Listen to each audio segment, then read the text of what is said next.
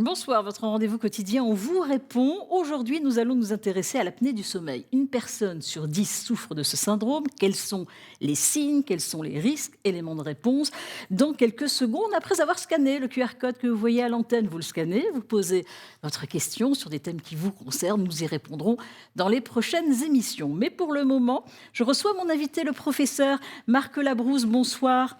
Merci d'avoir accepté notre invitation. Vous êtes chef de service ORL au CHU de Reims. Alors, on va parler de l'apnée du sommeil. Qu'est-ce que c'est exactement ? Bonjour Valérie. Alors, le syndrome d'apnée obstructive du sommeil est un syndrome qui associe un ronflement avec des micro-apnées. Et ces apnées d'une durée de quelques secondes vont entraîner une baisse du taux d'oxygène dans le sang et donc une souffrance, notamment du cœur et du cerveau. Donc, c'est un syndrome qu'il est impératif de prendre en charge. Alors, les signes justement de l'apnée, vous disiez ronflement. Il y a aussi une fatigue peut-être qu'on ressent ? Oui, bien sûr. Cette souffrance va entraîner une fatigue diurne tout au long de la journée, une envie de faire la sieste tous les jours, et d'ailleurs des siestes qui ne seront pas reposantes. Vous allez aussi avoir des difficultés de concentration, des troubles mnésiques. Au long cours, on sait maintenant que ça favorise d'ailleurs les démences. Et la nuit, vous allez avoir un sommeil donc de mauvaise qualité. Le patient va beaucoup bouger et surtout va se lever pour uriner. Et souvent chez les hommes, la soixantaine, on pense que c'est la prostate. Et souvent, en fait, c'est un syndrome d'apnée obstructive du sommeil. D'accord. Comment détecter l'apnée du sommeil ? Quels sont les examens à réaliser pour en être sûr ? Alors, le conjoint s'aperçoit et le sait que son partenaire ronfle et fait des pauses. Par contre, pour aller plus loin, il faut aller consulter soit un ORL, soit un pneumologue, et on réalisera une polygraphie ventilatoire, c'est-à-dire un enregistrement du sommeil la nuit. Quelles sont les causes de l'apnée du sommeil ? Alors, le premier, c'est le surpoids, c'est l'obésité. Plus l'obésité est morbide, plus forcément le pharynx, puisque c'est au niveau du pharynx, c'est-à-dire en arrière de la bouche, le pharynx sera rétréci et donc l'air aura de plus en plus de résistance à pénétrer dans les poumons pour oxygéner l'organisme. C'est la principale cause. La principale, l'apnée est favorisée aussi par l'alcool, qui est aussi dépresseur. D'accord. Alors, il y a une question d'une téléspectatrice, Coralie, qui habite Mourmelon, dans la Marne, et qui demande, est-ce que l'apnée touche beaucoup de Français, jeunes, moins jeunes ? Eh oui, toutes les générations ou pas ? Alors oui, cela touche les petits-enfants, et dans ces cas-là, c'est vraiment une hypertrophie des amygdales. Et c'est pour ça que vous savez, beaucoup d'enfants sont opérés de leur amygdale. Oui. Pas que parce qu'ils font des angines, mais aussi parce qu'ils ont un syndrome obstructif. Et les mamans le savent bien, leur petit est fatigué, il continue toujours à faire pipi au lit, et donc forcément il faut les opérer.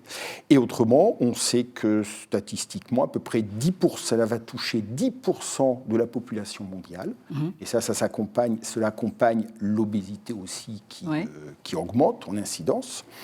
Et on estime qu'entre 20 et 30 ans, c'est 8% de la population en France et jusqu'à 35% pour les plus de 65 ans. D'accord, donc plus chez les seniors. L'apnée du sommeil est dangereux, évidemment. Quels sont les risques ? Alors, l'apnée du sommeil donc, est dangereuse parce que vous allez avoir une souffrance du cœur qui va entraîner de l'insuffisance cardiaque, des troubles du rythme, de l'hypertension artérielle, des infarctus du myocarde et au niveau du cerveau, des AVC. Il y a un risque plus élevé d'AVC et je vous l'ai dit au début, de démence. Quand s'inquiéter à un moment ? On va aller justement voir un médecin, consulter, et là, vous décidez de mettre cet appareil aussi, parce qu'il y a cet appareil que l'on met chez la personne pour s'enregistrer. Voilà, ça c'est un appareil c'est un appareil de détection. Le patient vient le soir dans le service, on l'appareille et donc, on peut le montrer à la caméra. Il va porter ce boîtier accroché à son pyjama. Il aura une sangle au niveau de l'abdomen, une sangle au niveau thoracique pour mesurer les mouvements à ce niveau.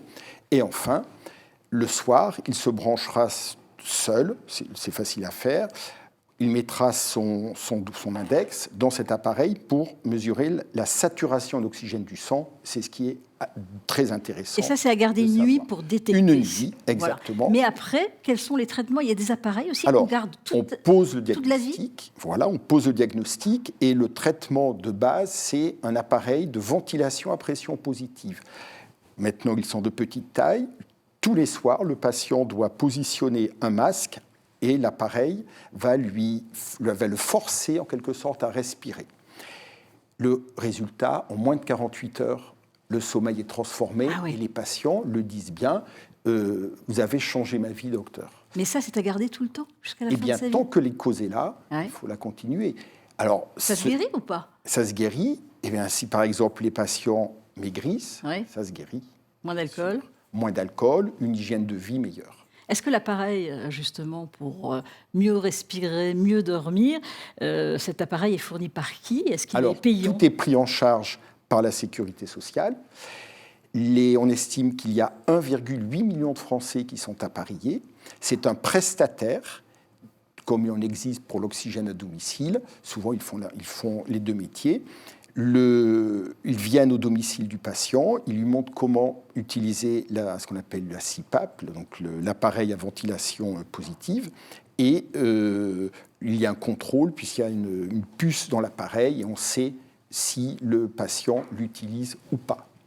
Et à côté de cet appareil, il y a aussi, si vraiment l'appareil est mal supporté au long cours, on peut envisager des orthèses d'avancée mandibulaire, c'est-à-dire des orthèses qui projettent en avant la mandibule pour ouvrir le pharynx. Il faut vraiment consulter quand il y a impérativement un risque, car il y a une forte morbidité associée à ce. Merci beaucoup, professeur Marc Labrousse, d'avoir accepté notre invitation. Je rappelle que vous êtes le chef de service ORL au CHU de Reims. Si vous aussi, vous voulez poser des questions, vous scannez le QR code, vous posez vos questions, on y répondra dans les prochaines émissions. Excellente soirée, 6-19 va continuer avec l'actualité.